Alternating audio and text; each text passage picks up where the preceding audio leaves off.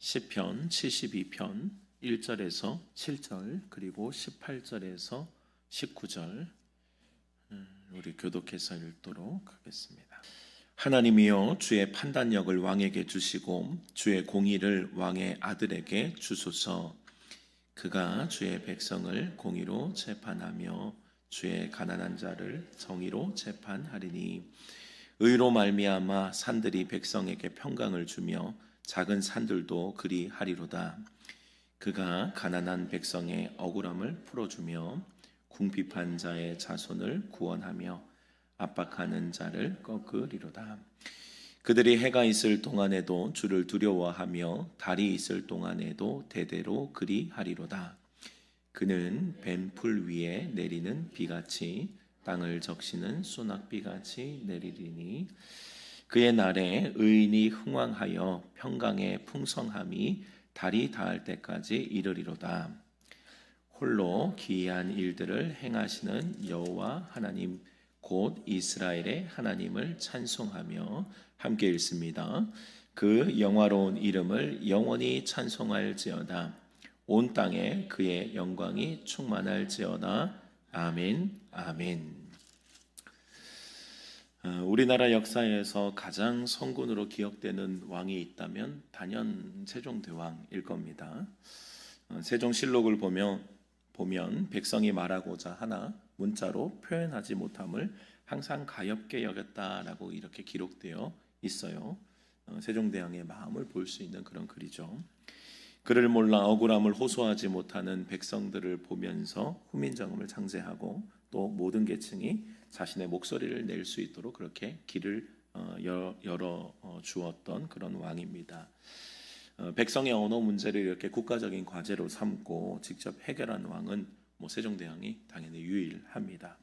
그뿐만 아니라 추국이 해식의 각종 의학서 등 백성의 삶을 실제적으로 풍성하게 했던 왕, 정말 백성을 사랑했고 또 백성을 사랑했기에 많은 결과를 또 내었던 그 왕임을 우리가 당대에도 그리고 또 후대에도 그렇게 인정받고 우리가 그렇게 높은 평가를 합니다. 왕들이 얼마든지 그냥 자기의 자리만 지키기도 하고 아니면 자기 것만 누리기도 하는 왕들도 얼마든지 있지 않았습니까? 그렇죠? 그러나 이 세종대왕 그래도 백성을 생각하는 마음이 있었다. 정말 왕다운 왕이었다라고 하는 것을 우리가 또 인정하고 있습니다. 물론 세종대왕이 그렇다고 해서 완벽한 것은 아니죠. 그에 대한 또 여러 가지 단점들도 있습니다. 특별히 세종대왕의 아쉬움이라고 한다면 탁월한 제도를 만들었지만 또 후대에 지속 가능한 구조를 만들지는 못했다라고 하는 또 비판을 받기도 하더라고요. 그래서 안정적으로 그런 이제 세종대왕의 그런 업적과 이런 것들이 후대에 또 이어지지 못한 것은 또 아쉬움으로 곱습니다. 인간왕의 한계죠, 그죠? 아무리 좋은 왕이라도 단점 없는 왕이 어디 있겠어요? 인간왕의 한계입니다.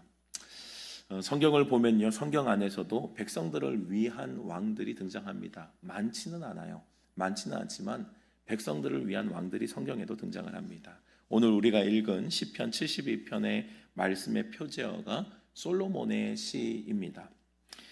솔로몬이 그러한 인물 중에 한 명이거든요. 이렇게 정말 백성을 위했다라고 하는 것은 다윗, 솔로몬 이 정도가 아닐까 싶은데요.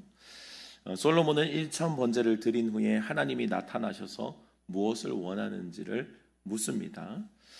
그때 솔로몬은 이제 열왕기 상에도 등장하고 또 역대하에도 이 이야기가 동일하게 등장하는데요.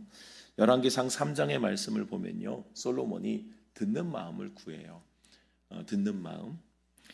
누가 주의 이 많은 백성을 재판할 수 있사오리까? 듣는 마음을 주사 선악을 분별하게 하옵소서.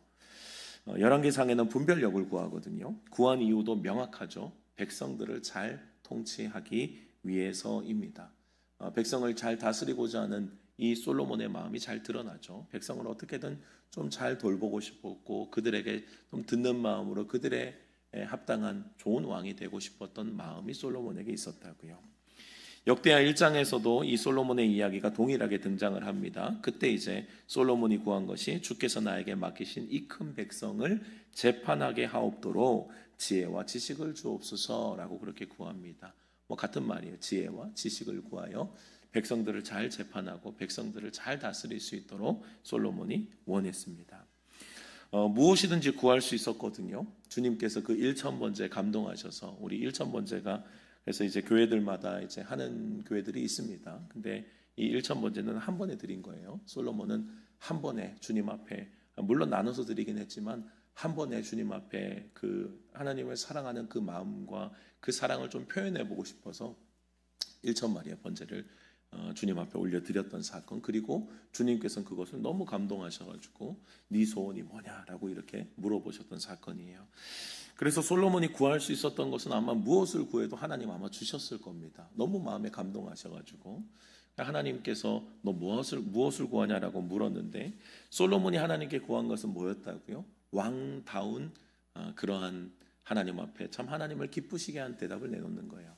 주님, 제가 왕으로서의 역할을 잘하게 해주십시오라고 하는 그 마음을 주님 앞에 간절하게 구하는 겁니다. 백성을 잘 다스리기 위한 지혜와 지식을 구했고 분별력을 구한 거예요. 하나님은 이것을 참 기뻐하셨습니다.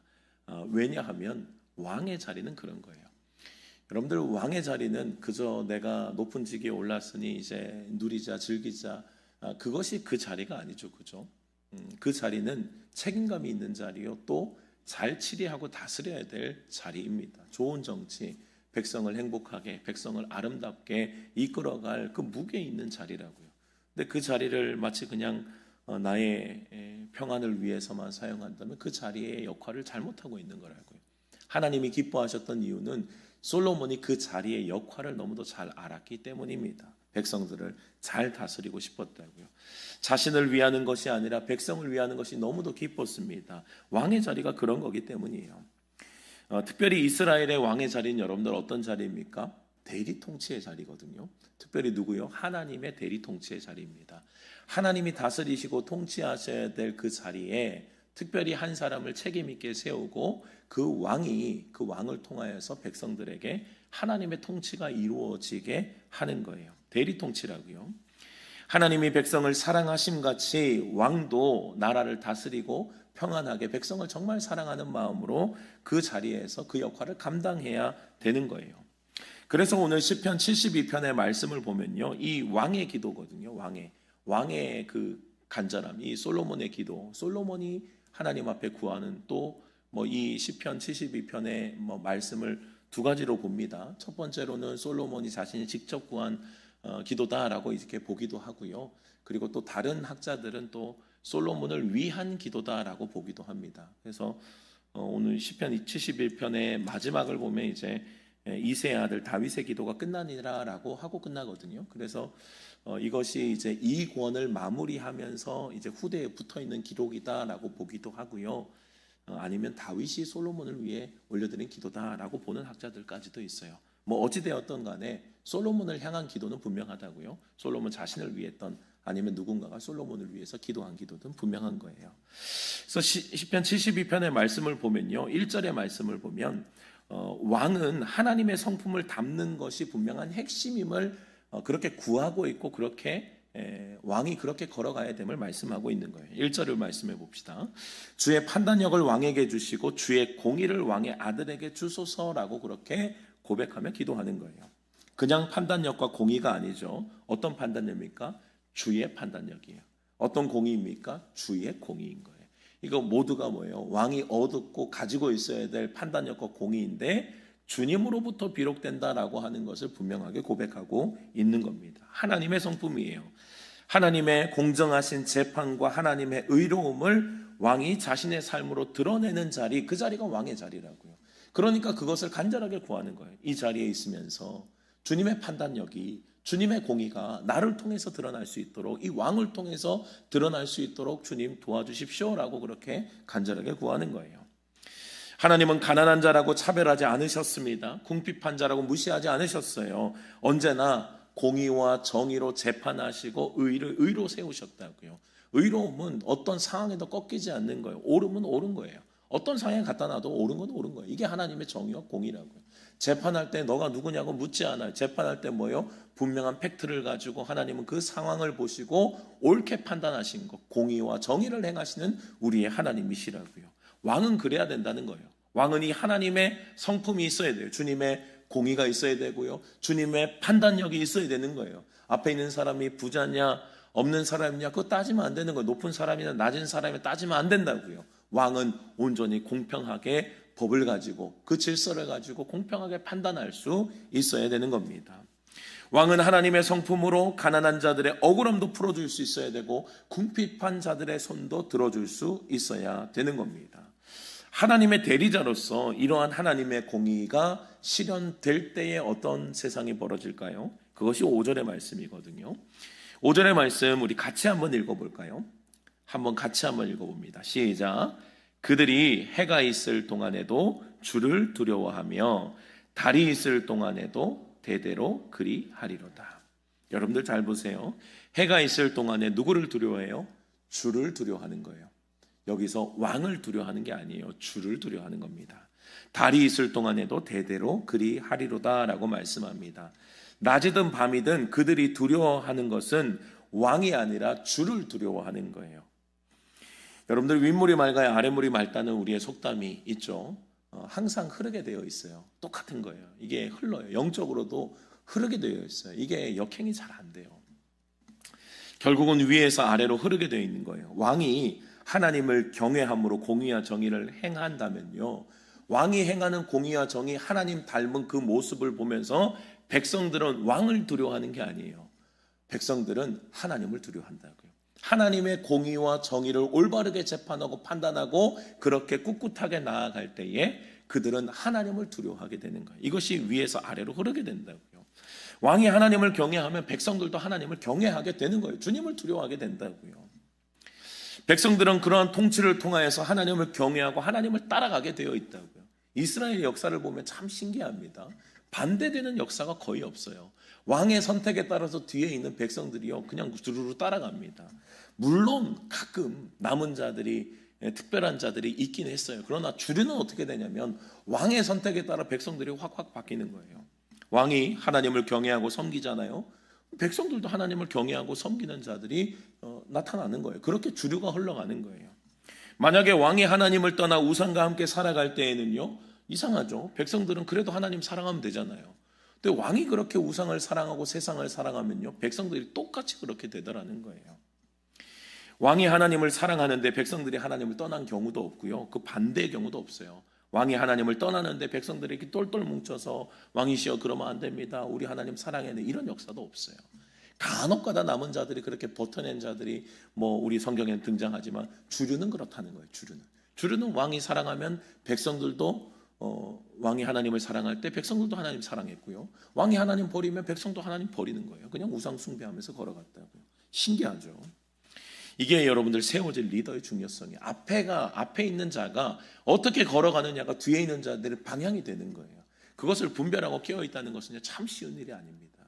그래서 여러분들 이 세워진 이 리더가 얼마나 중요한지를 아셔야 돼요. 세워진 리더의 책임감과 이 세워진 자의 그 중요성이 거기에 있다고요. 뒤에 있는 자들이 다 따라가게 되는 거예요. 하나님을 두려워하는 리더 곁에는요, 하나님을 두려워하는 백성들이, 하나님을 두려워하는 팔로우들이 함께 가게 되어 있다고요. 여러분들 교회가 바르게 세워지고 교회가 무너지는 것도 똑같은 원리예요. 똑같은 원리. 이스라엘의 타락은요, 여러분 반드시 제사장과 지도자들의 타락이 있었음을 잊지 말아야 돼요. 그러니까 거기서부터 시작되는 거예요. 거기서부터 문제가 발생하게 되면요, 이스라엘의 그 지도자들부터 문제가 발생하면 쭉 내려오게 되는 거예요. 그 반대에 역행되는 경우가 없어요. 무너지는 것도 이러한 순서였다면요, 여러분들 회복도 이 순서로 되는 거예요. 회복도 어디서부터 회복돼야 돼요? 거기서부터 회복돼야 돼요. 지도자들부터 회복되는 거예요. 그러니까 여러분들 우리 한국 교회가 회복되려면요, 지도자들의 회복이 먼저 돼야 돼요. 여러분들 그것을 위해서 정말 간절하게 기도해 주셔야 돼요. 여러분들은 우르르 따라가지 마시고 그렇게 될지라도 여러분들 버티는 남은 자가 되어 주셔야 돼요. 그래서 여러분들 한국 교회를 위해, 지도자들을 위해 기도해야 된다고요. 지도자가 다시 회개하고 가슴을 찢고 말씀으로 돌아와야 돼요. 그때부터 한국 교회가 다시 세워질 거예요. 하나님을 두려워하지 않고 세상 사랑하고 돈을 사랑하는 지도자가 있는데 교회가 영향을 안 받는다고요? 성도들이 영향을 안 받는다고요? 그럴 수가 없어요, 여러분. 그게 성경적이에요. 그렇게 탐욕과 이기적인 지도자를 튀어나온다는 이야기는 그 뒤에 튀어나올 거라는 예고예요, 예고. 그러니까 한국 교회가 지금 계속해서 어두워지고 있는 우리들의 안타까운 현실을 보고 있는 거예요. 회복은 어디서부터요? 다시 거기서부터 시작돼야 되는 거예요. 저부터요. 지도자들이 하나님을 두려워하지 않는데 돈 사랑하고 세상 사랑하는데 성도들이 어떻게 하나님을 두려워합니까? 똑같이 가는 거예요. 안타까운 일이죠. 오늘 시편의 시인은요, 그래서 더욱 왕이 이러한 마음을 가지길 원했을 거라고요. 이런 마음으로 통치하기를, 이런 하나님의 정의와 공의로 걸어가기를 간절히 원했을 거라고요. 왜요? 그 뒤에 있는 성도들이 다 닮을 거니까, 그 뒤에 있는 백성들이 다 따라갈 거니까. 한 사람이 깨어 있어야 되고 하나님을 사랑해야 되고 주님의 공의와 주님의 분별력을 가지고 올바른 길을 걸어가야 되는 거예요. 그런데 안타깝게도 이러한 기도가 솔로몬에게 끝까지 이루어지지 못하죠. 솔로몬을 향한 기도라고 말씀을 드렸어요. 여러분들, 처음 솔로몬은요, 하나님의 성전을 건축하고요, 하나님께 듣는 마음을 구해서 백성을 지혜롭게 판결했습니다. 그의 지혜로 인하여서 주변의 모든 나라들이 솔로몬을 찾아왔어요. 그의 지혜를 듣기 위해서. 놀라운 지혜가 있던, 도대체 어떤 지혜인가 보자라고 하고 찾아갔는데, 나중에 듣고 보니까 야, 소문이 더 못하다, 당신이 지금 보니까 소문보다 훨씬 더 대단하다라고 고백하면서 그들이 조공을 바치고 떠나는 거예요. 그만큼 솔로몬의 지혜가 대단했다고요. 전무후무한 지혜였어요. 주변의 모든 나라들이 솔로몬을 존경했고 솔로몬에게 조공을 바쳤다고요. 그런데 안타깝게도 이후에 솔로몬은요, 변해요. 이방 아내들이, 그때 솔로몬 당시의 정책이 결혼 정책이었거든요. 그의 외교 정책은 이방의 그 나라와 이제 그냥 가족 관계를 맺는 거예요. 그러니까 그 딸을 데려와서 결혼하고 저 딸도 데려와서 결혼하고 이런 식으로의 이제 외교 정책을 펼쳤어요. 근데 그게 문제가 뭐였냐면, 이방 여인들이 그냥 들어오지 않아요. 우상을 들고 들어온다고요. 그 나라에 있는 우상을 들고 들어오는 거예요. 근데 솔로몬이 그걸 허용하는 거예요. 그걸 냅뒀다고요. 이방 아내들의 우상을 용납하게 되고요. 결국은 자기도 어떻게 되냐면 하나님을 떠나는 거예요. 하나님이 몇 차례 경고하셨지만 그는 돌아오지 못합니다. 백성을 참 사랑하고 잘 통치하게 원했던 왕, 그는 듣는 마음을 원했고 분별력을 원했고 지혜와 지식을 원했어요. 왜요? 백성 잘 통치하려고요. 그런데 그가 이후에 보면요, 백성들에게 과도한 부역을 지우는 거예요. 백성들에게 일을 너무 많이 시키는 거예요. 자신의 업적을 위한 소모품으로 사용하기 시작해요. 백성들이 그래서 찾아옵니다. 우리의 짐 좀 줄여주십시오. 우리가 너무 무겁습니다. 그런데 그때 솔로몬은 더욱 강한 정갈 채찍으로 몰아붙여요. 더 일을 해야 된다고. 그렇게 너희는 찍소리하지 말고 하라고. 그래서 결국 이 사건이 결국엔 나라가 나뉘어지는 결정적인 근거가 되죠. 오늘 시편 72편 8절에서 17절까지 우리가 읽지 않은 본문의 말씀을 보면요, 왕의 통치가 어떻게 이어지는지를 말씀합니다. 왕의 통치가 이스라엘 넘어 온 땅에 미치게 되리라고 노래해요. 이스라엘 왕 앞에 굴복하지 않을 자가 없을 것이며 세상의 모든 왕이 그 앞에 엎드려지고 모든 민족이 이스라엘 왕을 섬길 것이라고 노래합니다. 그래서 이 말씀을 보면요, 솔로몬에게 잠깐이긴 했지만 이루어졌다라고 볼 수 있지만, 그러나 현실적이진 않아요. 솔로몬의 이야기와 이스라엘의 역사를 보면 이 노래는 현실적이지 않아요. 그래서 이 왕의 예언을 우리가 어떻게 보냐면, 인간 왕이 아니라 인간 왕의 한계를 넘어설 진짜 왕, 유일한 왕 예수 그리스도의 통치를 예언하는 말씀으로 우리는 이해를 한다고요. 여러분들, 인간은 어떤 사람이라도 한계가 있어요. 결국은 바닥을 드러내게 돼 있어요. 하나님 없이는 바닥을 드러내게 돼 있어요. 솔로몬뿐만 아니라 다윗도 마찬가지 아닙니까, 여러분? 솔로몬보다 훨씬 더 훌륭한 왕이었다면 사실 다윗 왕이잖아요. 이스라엘의 가장 위대한 왕으로 평가받는 다윗도요, 여러분, 완벽하지는 못해요. 완전하지 못하다고요. 그의 인생에는 오점과 흠이 있어요. 왜요? 인간이 그러하니까 그런 거예요. 여러분들, 우리의 모든 삶 가운데 완벽한 인생이 어디 있어요? 우리는 항상 오류가 있고 오점이 있고 우리 걸어가다 보면 실수가 있다고요. 그리스도인들이 되고 예수님을 믿으면 정말 완벽하게 싹 바뀌어가지고 그 다음에 정말 완벽하게 그냥 하나님 앞에 온전한 삶을 살아갑니까? 여러분들, 그리스도인들이 그러지 못한다는 거 우리가 잘 알잖아요. 우리 그리스도인이잖아요. 주님의 사랑을 알잖아요. 하나님의 은혜와 사랑을 뜨겁게 경험하고 막 눈물 쏟아서 주님을 만나기도 했잖아요. 그럼에도 불구하고 우리가 걸어가다 보면 가끔 또 주님 앞에 실망하고 가끔 주님 앞에 좌절하면서 또 주님 앞에 원망과 불평을 쏟아내고 있는 우리들의 모습, 여러분들 보지 않습니까? 감사가 넘쳐야 될 우리들의 삶에 때로는 주님 앞에 입이 나와 있는 우리들의 모습을 여러분들 보게 되잖아요. 저는 그렇더라고요. 주님을 정말 사랑하고 주님을 위해 어떻게든 이 길을 달려가고 싶은 마음이 정말 있어요. 그런데 걸어가다 보면 튀어나오는 가끔의 원망과 이 불평이 여러분 튀어나올 때가 왜 없겠어요? 있다고요. 저도 분명히 있어요. 그리고 돌아보면 하나님 죄송합니다. 받은 은혜가 큰데 이것도 제가 또 불평했어요. 늘 그런 우리의 연약함들을 보게 된다고요. 우리가 살아가는 모든 삶의 자리에서 여러분들 어쩔 수 없는 인간의 연약함이 드러나는 거예요. 이것은 우리의 시작부터가 그래요. 여러분들 우리의 시작부터, 우리의 처음 인간부터가 그렇죠. 처음 인간 아담과 하와를 주님께서 창조하시고 에덴 동산에서 아름답고 행복하게 살아갈 수 있도록 이미 관계 자체가 모든 것들이 다 괜찮은 관계, 주님께서 창조하신 모든 관계는 어그러짐 없이 아름답게 펼쳐져 있었어요. 그런데 그때 마귀의 유혹을 받아서, 뱀의 유혹을 받아서 결국은 하나님이 하지 말라는 것 선악과를 따먹고 죄를 짓고 범죄하여 하나님을 떠나잖아요. 하나님이 버렸어요? 그러지 않습니다. 하나님이 버린 것이 아니라 인간이 하나님을 떠났다고. 이것이 불순종한 사건이잖아요. 그리고 인간은 어떻게 돼요? 완전 타락이잖아요. 전적으로 정말 하나님 앞에 선한 것이 하나도 없는, 하나님과의 그 간격이 너무도 벌어져 버린, 하나님을 거룩하신 주님을 만날 수 없는 그런 관계가 되잖아요. 그거 표현되는 게 뭐예요? 에덴 동산에서 쫓겨나는 거예요. 더 이상 주님과 교제가 안 된다는 거예요. 더 이상 주님과 교제할 수 없다는 거예요. 그래서 에덴 동산에서 쫓겨나는 겁니다.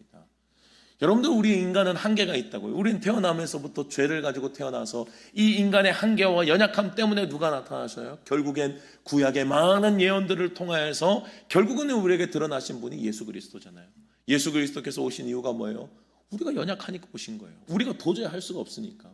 우리에게 방법이 있었다면요, 주님께서 우리에게 말씀하셨겠죠. 좀 더 용기를 내라, 힘을 내라, 애를 써라, 열심을 내라, 그런 말을 하셨을 거라고요. 근데 그게 아닌 거예요. 그래서 여러분들, 기독교의 진리는요, 내가 할 수 없음에 있어요. 기독교의 진리라고요. 그래서 가끔 이제 제가 한번 말씀드렸습니다. 간증을 듣다 보면 가끔 아찔아찔한 간증들이 있어요. 이 아찔아찔한 간증은 뭐냐면 자꾸 뭔가 해야 된다라고 하는 이 으쌰으쌰의 간증들이 있어요. 내가 이렇게 막 뭐 이렇게 했더니 주님께서 이렇게 해주셨다. 물론 그게 없어야 되는 건 아닌데 있어야죠. 주님을 향한 간절함과 사모함이 있어야죠. 근데 그게 잘못하면 어떻게 되냐면요, 그 제목, 그 제목만, 타이틀만 빼면요, 어디 가도 적용되는 간증이 돼요. 기독교에 붙이면 기독교 간증이 되고요, 불교에 붙이면 불교 간증이 되고요, 카톨릭에 붙이면 카톨릭 간증 되고요, 이단에 붙이면 이단 간증 똑같이 돼요. 이게 뭐냐면 그냥 그 대상만 바꾸면 되는 거예요. 대상만. 그 대상에게 열심히 뭘 하면. 그러니까 여러분들, 기독교의 진짜 진리는 그게 아니에요. 기독교의 진짜 진리는 할 수 없음에 있다고요. 내가 못하니까 주님이 오신 거예요. 이게 100% 전적으로 무능한 우리와 전적으로 우리를 구원해 주실 이 하나님과의 전적인 만남이에요. 그러니까 그것을 우리는 은혜라고 하는 거예요. 여러분들, 내가 조금이라도 할 수 있었으면 그 은혜라고 해요? 그 은혜라고 안 해요. 선물이라고 안 한다고요. 선물은 내가 하지 않은 거예요. 아무것도 한 것이 없어요. 나는 자격도 없어요. 그런데 은혜로 말미암아 구원을 우리에게 주신 거예요. 이것이 전적인 무능한 우리에게, 전적으로 연약한 우리에게 주신 하나님의 크신 은혜와 사랑이라고요. 여러분들, 우리가 연약하기 때문에 완전하신 하나님께서 이 땅에 오셨음을 기억할 수 있기를 바랍니다. 우리의 신앙생활 가운데서도 계속해서 드러나는 연약함이 있습니다. 그래서 우리는 누가 필요해? 주님이 필요하다고요. 우리는 계속해서 발견되는 우리들의 연약함 가운데 또 예수 그리스도의 보혈을 붙잡고 주님 용서해 주십시오, 다시 돌아가는 우리들의 분명한 모습들이 있다고요.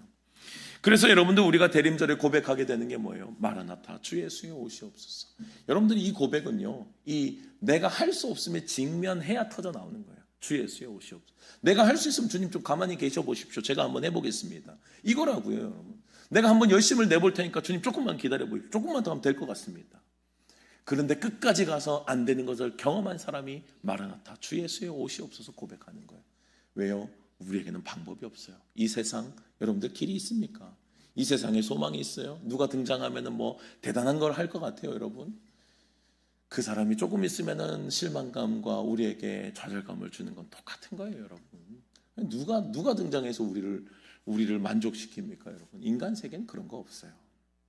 우리는 그래서 우리의 모습을 보나 사회의 모습을 보나 우리의 모든 환경을 보면서도 우리는 그저 주님을 바라볼 수밖에 없다고요. 마라나타, 주 예수여 오시옵소서. 대림절에 우리의 간절한 고백입니다. 여러분들, 결국은 이 세상은 우리가 의지할 것이 없어요. 우리가 바라볼 분이 결국은 주님밖에 없음을 깨닫게 되는 것입니다. 17절에 분명히 말씀합니다. 그의 이름이 영구함이요 그의 이름이 해와 같이 장구하리로다. 사람들이 그로 말미암아 복을 받으리니 모든 민족이 다 그를 복되다 하리로다. 우리 주님의 통치만이 영원하며 주님의 통치가 임할 때에 우리 모두는 하늘의 복을 누리게 되실 것입니다. 실패하지 않으시는 왕, 공의와 정의로 우리를 다스릴 왕, 우리에게 참 평안과 기쁨을 부어주시는 왕 예수 그리스도의 통치가 우리 모두에게 임해야 하는 것입니다. 이 왕의 통치를 사모하는 저와 여러분들이 될 수 있기를 주님의 이름으로 축원합니다. 모든 수고와 고통이 끝나는 날, 우리의 눈물을 닦아주시는 그 날입니다. 왕의 통치가 완성되는 날이에요. 주님이 이 땅에 오시면 완벽하게 그렇게 왕의 통치가 임하여질 겁니다. 그런데 우리는 신학적으로요, 이미와 아직을 살아가고 있다라고 이야기를 합니다. 이미 이루어진 하나님의 나라, 그러나 아직 이루어지지 않은 하나님의 나라를 살아가요. 왕의 통치가 임하여지지 않았냐? 아니요. 주님이 오심으로 왕의 통치가 우리에게 임하여져 있어요. 그리고 또한 주님이 다시 오셔서 왕의 통치를 완성하실 것입니다. 우리는 그 사이를 살아가고 있는 거예요. 그래서 믿음의 사람들은요, 여러분, 왕의 통치를 받는 사람들처럼 살아야 되는 거예요. 물론 주님의 왕의 통치가 우리에게 임하여질 걸 사모하며 살아가지만 이미 이 땅을 살아갈 때도 왕의 통치가 우리에게 임한 것처럼 살아야 된다고요. 여러분들, 우리가 주님의 통치를 받는 사람들, 하나님의 통치를 받는 사람들은 어떤 삶을 살아야겠어요? 왕의 기도와 동일하죠. 오늘 시편 72편에 나오는 왕의 기도가 어떤 게, 주님의 공의와 주님의 판단력을 위해서 기도하잖아요. 진짜 왕의 통치가 우리에게 임하여지면 어떻게 된다고요? 여러분들, 우리에게 하나님의 정의와 공의로 살아가게 되어 있는 거예요. 우리의 왕이, 내가 믿고 따라가는 주님의 왕의 통치를 내가 받고 있다면 주님의 공의와 주님의 정의가 내 안에 새겨져 있다고요. 여러분들, 우리의 본성은요, 하나님의 정의와 공의를 실현하기보다는 자기중심성을 가지고 있어요. 우리 모두는 이기적이라고요. 이게 죄의 본성이니까. 내가 더 얻고 싶고, 특혜를 얻고 싶고, 가난한 자들보다도 그냥 내가 좀 잘 나가는 사람 옆에 있고 싶고, 이게 모든 우리 인간들의 본성이라고요. 그러나 왕의 통치를 받으면 어떻게 된다고요? 진짜 왕의 통치가 우리에게 있다면 하나님의 정의와 공의가 나에게 실현되기 시작하는 거예요. 하나님의 뜻이 나의 삶에 이루어진다고요. 그러니 여러분들, 우리의 삶에는 하나님의 정의와 공의가 드러나야 되는 거예요. 여러분들, 우리의 삶에 가난한 자들, 핍박받는 자들, 억압받는 자들이 있다면 우리는 그들의 손을 잡아야 되는 거예요. 왜요? 주님이 그 일을 하셨으니까요. 주님이 그들의 손을 잡아주셨잖아요. 여러분들, 예수님께서 이 땅에 오셔서 초림의 예수님이 어떤 삶을 사셨어요? 예수님의 별명이 뭐였습니까? 세리와 죄인들의 친구 아니에요? 예수님의 별명이었어요. 예수님이 여러분들 높은 자들과 어깨를 나란히 할 수 있었습니다. 선생님이라고 인정받을 수 있었고요, 그들에게 존경과 높임을 받을 수 있었습니다. 그러나 주님은 태어나실 때부터 낮고 낮은 자리에 태어나시는 거예요. 그 왕이, 그 온 세계를 다스리실 왕이요, 낮고 천한 곳에 떨어지시는 거예요. 그리고 낮고 천한 자리에서 낮고 천한 삶을 살아가셨다고요. 세리와 죄인들의 친구가 되셨어요. 상종하지 않는 사람들, 그들과 겸상하지 않아요. 그러나 예수님은 그들과 함께 밥을 먹으셨어요. 그들과 함께 식사하시고 교제하시면서 그들의 이야기를 들어주시고 그들을 용서해 주셨고 그들을 보듬어 주셨다고요. 주님께서 하셨던 역할입니다. 주님이 그렇게 걸어가셨잖아요. 그러면 우리는 어떻게 걸어가야 돼요? 왕의 통치를 지배받는, 왕의 지배가 우리에게 있다면 우리도 그 길 걸어야죠, 여러분. 높음을 추구하는 삶이 아니에요. 한 알의 밀이 땅에 떨어져서 죽지 아니하면요, 열매를 맺지 않아요. 그러나 썩어져 죽으면 많은 열매를 맺는 겁니다. 주님이 그 낮음을 향해 가셨다면 우리도 함께 낮음을 향해 걸어가야 한다고요. 아무도 칭찬해 주지 않을지라도 때로는 가난한 자를 돌아보고 궁핍한 자들을 돌아보고 그들을 긍휼히 여기며 내가 할 수 있는 최선을 다해 그들에게 친구가 되어 주는 거예요. 그것이 우리가 해야 될 몫이라는 겁니다. 세상과 여러분들 똑같이 살아서는 안 되는 거예요. 이것은 사회적인 정의뿐만 아닙니다. 우리의 삶 가운데서도 하나님의 분명한 의와 공의와 정의를 여러분들 이루면서 살아가셔야 돼요. 달라야 된다고요, 여러분. 세상 사람들과 똑같이 살면 안 돼요. 왜요? 왜 똑같이 살면 안 되면 우리는 통치가 다르다니까요. 세상의 통치가 아니잖아요. 진정한 왕의 통치가 우리에게 있다면 정의와 공의가 나의 삶에 드러나야 된다니까요. 누가 인정하고 인정하지 않고가 무슨 상관이에요? 하나님 보고 계시는데.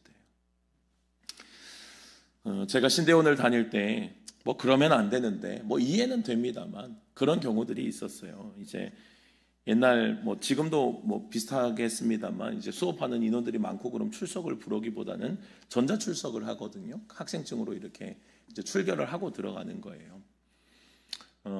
그것도 그렇지만 이제 신대원에는 채플이 있잖아요. 그러니까 예배하는 시간이에요. 그 시간인 뭐 이렇게 반강제고 의무라고요. 뭐 당연한 건데 의무가 되어 있어요. 그런데 이제 그것을 이제 빠질 수 있는 이제 몇 번의 시간이 있고 그걸 뭐 이렇게 횟수를 넘어가게 되면 이제 다른 뭐 것들로 이제 채워가야 돼요. 그래서 뭐 채플에 막 뭐 수백 명이 이렇게 들어가는데 그거 누가 다 일일이 출석 부르겠어요. 뒤에서 전자 출결하고 다 들어간다고요. 그래서 그것을 다 체크를 하게 되어 있어요. 저는 이제 뭐 물론 이제 제가 뭐 이렇게 사역을 하면서 또 이제 뭐 수업을 들으면서 제가 뭐 모든 것들이 의롭지는 않았을 겁니다. 그것은 분명히 전제해요. 그런데 이제 가끔 가다가 이제 그런 이제 뭐 소위 말해서 찍고 튀시는 분들이 계세요. 이제 수업을 안 들으시면서 찍고 튀시고 예배를 안 들으시면서 찍고 튀시는 분들이 아니 뭐 상황이 알겠어요. 얼마나 급하시니까 그러셨겠어요. 근데 더 고통스러운 건 뭐냐면 친한 전도사님이 저한테 부탁을 할 때요. 전도사님 찍어주세요 할 때 학생증을 맡기면서 오늘 뭐 때문에 못하고 뭐 때문에 못해서 이거 좀 찍어주시면 안 되겠냐고. 제가 정말 그러고 싶진 않은데 못하겠더라고요. 그래서 전도사님 정말 죄송하다고 제가 그걸 못하겠다고. 그래서 제가 이제 간곡하게 조금 죄송을 표했던 적이 있어요. 하나님 보고 계시지 않을까요, 여러분? 그냥 그거 찍어서 출석해서 내가 A를 받는 것보다 출석을 못했으면 못한 대로 B를 맞는 게 맞지 않나요? 그것이 우리가 살아가는 삶의 그리스도인으로서, 이것은 뭐 신학생이 아니라 그냥 그리스도인으로서 선택해야 될 하나님의 의의 기준 아닐까요? 여러분들 이런 기준들이 우리 세상에서 참 많지 않아요? 세상에는 당연하대요. 그럴 수 있대요. 바쁘면 그럴 수 있고, 그게 불가피하게 뭐 아니면 관행대로. 여러분들 직장 생활 때 관행 많으시죠? 아마 이런 얘기 하시면 마음이 불편해지신 분들이 또 계실 겁니다. 관행대로 지금처럼 늘 그랬던 대로 원래 그랬는데 거기에서 왜 불편함을 나에게 던지냐고. 그런데 여러분들 왕의 통치를 받는 사람들은 거기에서 달라야 되는 거예요. 거기에서 하나님의 의가 드러나야 된다고. 공평하게, 공정하게. 내가 누가 있어서가 아니라 누가 나를 평가해서가 아니라 하나님 보고 계시기에 할 것과 하지 말아야 될 것을 구별해야 된다고. 이게 그리스도인들이 세상과 다른 점이에요. 세상 살아가는 사람들과 다른 점이 그 왕의 통치를 받는 사람들에게 이 정의와 공의가 드러나지 않으면 어떻게 되겠어요, 여러분? 하나님의 정의와 공의가 나의 삶 가운데 옳고 그름이 드러나야죠. 하나님 보시기에 옳은가, 하나님 보시기에 옳지 않은가를 분별할 수 있어야죠. 옳지 않다면 용기를 내셔야 돼요. 옳지 않다면 옳지 않다라고 이야기를 하셔야 된다. 그게 주를 믿는 왕의 통치를 받는 사람들의 삶이라고요. 사회적인 정의뿐만 아니라 개인의 삶 가운데서도 여러분들 철저하게 그 의를 세워가셔야 돼요. 하나님의 의를 세워야 된다고요. 남들이 뭐라고 하든 상관없어요. 비난하고 조롱하든 상관없어요. 나는 그 의를 하나님 앞에서 세워가는 겁니다. 또한 개인의 의에는 뭐가 있어요, 여러분들? 우리의 경건의 삶이 있겠죠. 예배자의 삶. 여러분들 성도는 어디에 가든 예배자의 삶을 살아야 돼요. 세상 가서 당신이 예수님 믿는 줄 몰랐다 그러면 여러분 충격 받으셔야 돼요. 세상에서 신앙생활을, 세상에서 예수 믿는 티를 하나도 안 냈다는 거예요. 밥 먹을 때 기도도 안 하셨다는 거잖아요, 여러분. 이거 심각한 문제예요, 심각한 문제. 식사할 때 기도도 하셔야죠. 예수 믿는, 나도 집사다, 나도 뭐 이렇게 직분을 꺼내놨을 때 옆에서 흠칫 놀랜다며, 여러분. 회개하셔야 돼요. 교회 와서 우셔야 된다고, 진짜. 내가 세상에서 주님의 빛을 드러내지 못했구나 하고 진짜 우셔야 된다. 예배자의 삶을 사셔야죠. 가정에서도 가정만 가면 바뀌는 사람이 되면 안 돼요. 저도 참 약한 부분이 있지만 가정에서도 그리스도인답게 정말 주님이 주신 직분자답게 사셔야 되고요. 우리가 들어가는 직장과 모든 삶의 영역에서 하나님의 사람답게 사셔야 된다고요. 하나님의 통치를 받는 사람이야. 왕의 통치를 받는 사람이라면 그 정의와 공의가 나의 삶을 통해서 흘러가야 되는 거예요. 예배의 삶, 말씀의 삶, 기도자의 삶, 우리가 드려야 할 분명한 주님 앞에 들어야 될 경건의 삶이 우리의 삶에는 티가 나야 된다고요. 왕이 바르게 공의와 정의를 따라갈 때에 여러분들 백성들이 누구를 두려워했습니까? 주를 두려워하는 거예요. 여러분들 이게 똑같다니까요. 왕의 통치를 받으면서 왕의 통치를 받으며 하나님의 정의와 공의를 향해 걸어갈 때 여러분, 그때 사람들은 누구를 보냐면 나를 보는 게 아니라 주님을 보게 되는 거예요. 나와 함께 하시는 주님을 바라보면서 주님을 두려워한다고요. 도대체 주님이 어떤 분이길래 저들은 그렇게 하나님을 두려워하며 살아가냐는 거예요. 여러분들 결국은 우리가 살아가는 삶의 모습이 하나님을 비추고 있음을 잊지 말아야 돼요. 결국은 세상은 그런 믿음의 사람들을 인정하게 될 겁니다. 저희 아버지께서 하셨던 말씀인, 저희 아버지는 목회를 하시기 전에 사립학교에서 고등학교 교직을 18년 정도 하셨거든요. 18년 정도 교직 생활을 하시다가 이제 신학을 하셨는데요. 아버지는 참 이렇게 열정적인 이제 성도였습니다. 열정적인 그 맡은 것들도 많으셨고 맡은 것들을 항상 최선을 다해 하시려고 하셨어요. 그래서 그것들을 막 집으로까지 가져와 가지고 저도 이제 어렸을 때 생각해 보면 늘 포스터를 접어 가지고 우편에 넣었어요. 뭘 맨날 이렇게 가져오세요? 뭘 맨날 가져오셔 가지고 무슨 지폐다 부흥에다 그러면서 이거 넣어라. 그러면 이제 넣어야 돼요. 이제 접어서 이렇게 맨날 그걸 넣었다고요. 무슨 지폐인지도 알지도 못하는데 아버지는 늘 그거 가져오셔 가지고 넣어라. 그러면 넣고 이제 했다고요. 열정적인 분이셨어요. 근데 여러분들 사립학교의 분위기는 여러분들 뭐 아시는 분들은 아시겠지만 사립학교는 공립이랑 좀 달라요. 공립은 5년 뒤면 지나가거든요. 다음 학교로 넘겨요. 그래서 뭐 교장 선생님, 교감 선생님 때로는 뭐 이렇게 어차피 뭐 조금 지나면 안 만날 사람인데 이래도 된다고요. 근데 사립은 달라요. 거기서 쭉 가는 거예요. 내가 뭐 따르게 하지 않는 한. 그러니까 그 이사장의 말 그리고 교장 선생님, 교감 선생님 말이 얼마나 뭐 어떻게 보면 무게가 있어요. 사립학교는 그런 거 되게 철저하거든요. 그런데 뭐 주일날 그런 거 많이 하잖아요. 교사 단합대회, 야유회, 등산, 체육대회 뭐 이런 것들 가끔 하잖아요. 뭐 저희 아버지는 절대 안 나가죠. 뭐 갈 시간도 없을 뿐더러 주일날 그렇게 할 뭐 이유가 없어요. 그래서 아버지는 늘 뭐 못 갑니다, 안 갑니다, 뭐 그러면서 늘 찍혔죠. 이제 뭐 이사장님만 찍히고 교장 선생님만 찍히고 늘 찍혔죠. 근데 여러분 아버지의 고백이 있어요. 뭐냐면 우리 학교에서 예수 믿는 사람은 손 선생밖에 없다라고 사람들이 이야기했다는 거예요. 이게 뭐냐면 결국은 세상에 있는 사람들은요 그 모습을 보는 거예요.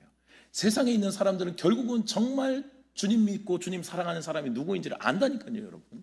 결국은 주를 경외하고 주님을 두려워하는 그 경외하는 모습 자체를 보면서 사람들이 주를 믿으려면, 예수님 믿으려면 교회 다니면 저렇게 다녀야 된다라고 인정해 주는 거예요. 결국은 그 모습이 주님을 바라보게 하는 것이라고요. 6, 7절의 말씀을 한번 볼까요? 6절의 말씀을 보면요, 그는 뱀풀 위에 내리는 비같이 땅을 적시는 소낙비같이 내리리니 그의 날에 의인이 흥황하여 평강의 풍성함이 달이 닿을 때까지 이르리로다 말씀합니다. 여러분들 뱀풀 위에 내리는 비는요 베어진 풀이라는 뜻이에요. 베어진 풀. 그러니까 베어진 풀은요 별로 소망이 없는 거예요. 베어진 풀은 이제 곧 이제 떨어질 뭐 이제 비틀어 버릴 이제 이 일밖에 안 남았어요. 그런데 그 위에 뭐가 내려요? 그 위에 비가 내린다고요.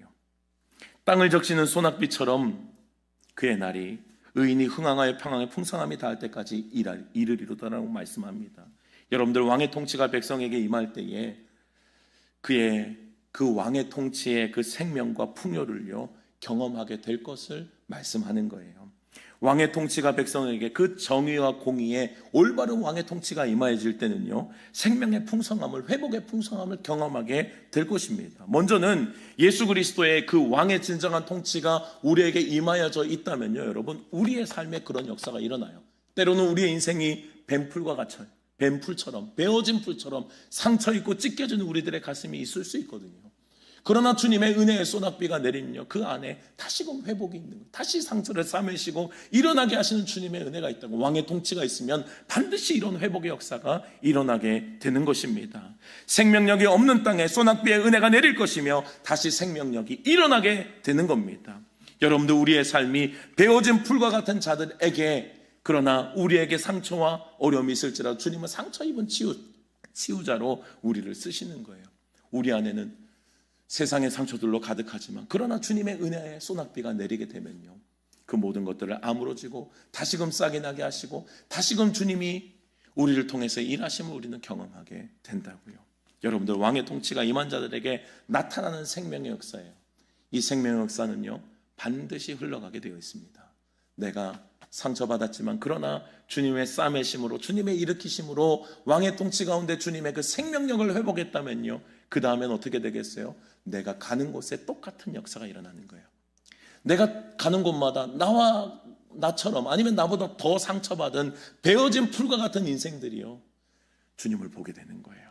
주님을 만나고 그 생명력을 다시금 회복하게 되는 것입니다.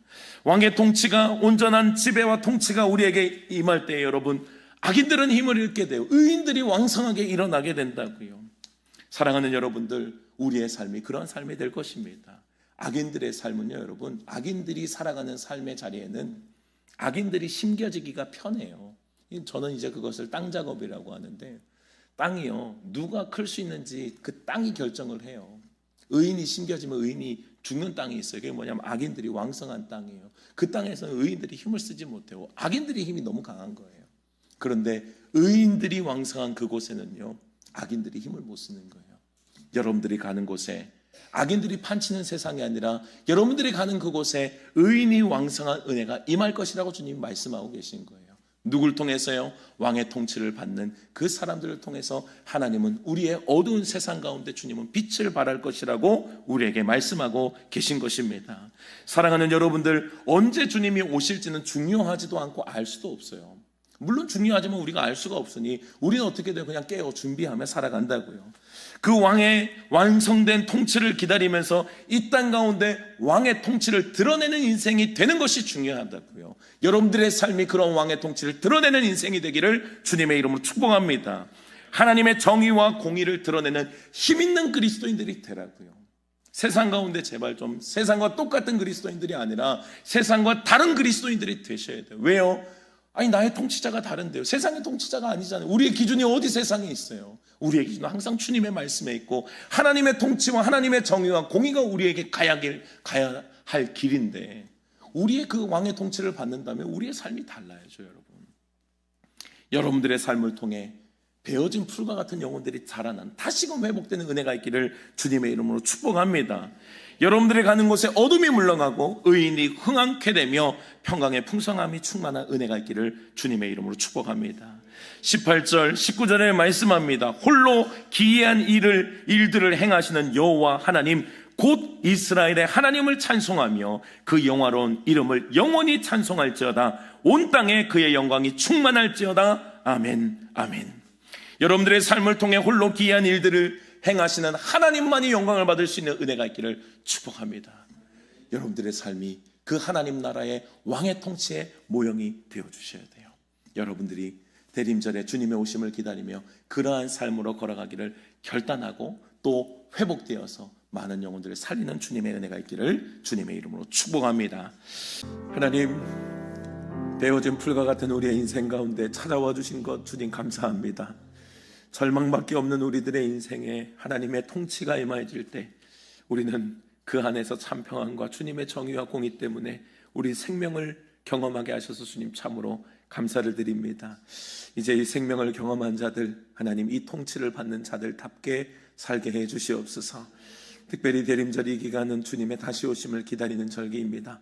세상에 정신이 팔려 있지 않도록 주님 도와주시고 오직 하나님의 나라와 그 영광을 향하여 왕의 통치의 그 지배를 받으며 하나님의 정의와 공의에 관심이 있고 주님이 그러하셨던 것처럼 약자들을 돌아보며 눈물 나는 자들의 눈물을 닦으며 베어진 풀과 같은 인생 가운데 우리가 찾아가서 그들을 위로할 수 있는 하나님의 메신저로서 살아가기에 부족함이 없도록 주님 은혜를 베풀어 주시옵소서.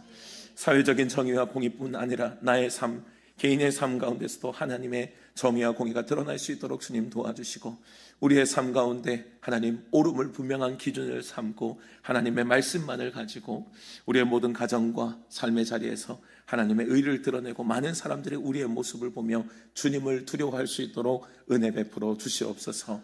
한 주간도 살아갈 우리의 많은 삶의 자리들 가운데 수많은 시험과 때로는 우리들을 유혹하는 것들이 많이 있겠지만 오늘도 주님께서 말씀하셨사오니 이 말씀의 힘을 가지고 빛으로 소금으로 살게 하시고 우리가 살아가는 모든 삶의 자리에서 하나님의 영광을 마음껏 드러내는 축복의 인생들이 다 되게 하여 주시옵소서. 지금은 우리 주 예수 그리스도의 은혜와 하나님의 크신 사랑하심과 성령의 교통하심이 오늘도 베어진 풀과 같은 연약한 우리의 인생, 아무것도 할 수 없는 우리 인생에게 찾아와 주신 예수 그리스도의 은혜와 그 왕의 통치를 받아들이는 삶답게 그 주님을 향해서 더욱더 거룩을 결단하는 이 자리에 모인 모든 주의 사랑하는 성도님들 머리 위에 가정과 직장과 자녀들 위에 주님께서 피로 갚으시고 세우신 세종교회 위에 이제로부터 영원토록 함께 계시기를 간절히 축원하옵나이다. 아멘.